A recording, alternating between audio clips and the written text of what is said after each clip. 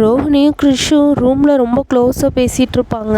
அம்மா அம்மான்னு கிறிஷ் சொல்லிகிட்டு இருப்பாங்க. இது மீனா கேட்டுடுறாங்க.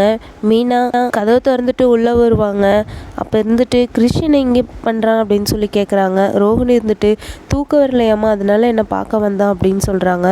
நான் வரையில் ஏதோ நீங்கள் ரொம்ப க்ளோஸாக பேசிகிட்டு இருந்தீங்கன்னு சொல்லிட்டு மீனா கேட்பாங்க. ரோஹிணி இருந்துட்டு இல்லை, நாங்கள் நார்மலாக தான் பேசிகிட்டு இருந்தோம் அப்படின்னு சொல்லுவாங்க. இல்லை, அம்மா அம்மான்னு சொல்லிகிட்டு இருந்தான் அப்படின்னு சொல்லி கேட்குறாங்க. அப்படியெல்லாம் எதுவும் அவன் சொல்லலை அப்படின்னு சொல்லிட்டு ரோஹிணி சொல்கிறாங்க. ஆனால் மீனாவுக்கு ஏதோ டவுட்டாகவே இருக்குது. ஏதோ யோசிச்சுட்டே இல்லை, அம்மா அம்மான்னு தான் சொல்லிகிட்டு இருந்தான், அது மட்டும் இல்லாமல் இந்நேரத்தில் இவன் இங்கே என்ன பண்ணுறான் அப்படின்னு சொல்லிட்டு யோசிச்சுட்டே டவுட் பட்டுட்டே வெளியில் வராங்க. ரோஹிணி அதுக்கப்புறம் கிருஷ்ணி அடிக்கடியெல்லாம் இங்கே வரக்கூடாது, நான் சொல்கிறது கேளு அப்படின்னு சொல்கிறாங்க.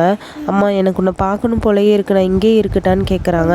அதுக்கு இன்னும் நாள் இருக்குது கிருஷ், இன்னும் கொஞ்ச நாளில் நீ என் கூடயே இருக்கலாம், கவலைப்படாத அப்படின்னு சொல்லுவாங்க. அதுக்கப்புறம் ரோஹிணி கிருஷ்க்கு ஒரு ட்ரெஸ் கொடுப்பாங்க. அந்த ட்ரெஸ்ஸை கிருஷ் அடுத்த நாள் போட்டிருப்பாரு. அப்போ மீனா அந்த ட்ரெஸ்ஸை பார்த்துட்டு என்ன புது ட்ரெஸ்ஸாக இருக்குது அப்படின்னு சொல்லி கேட்பாங்க.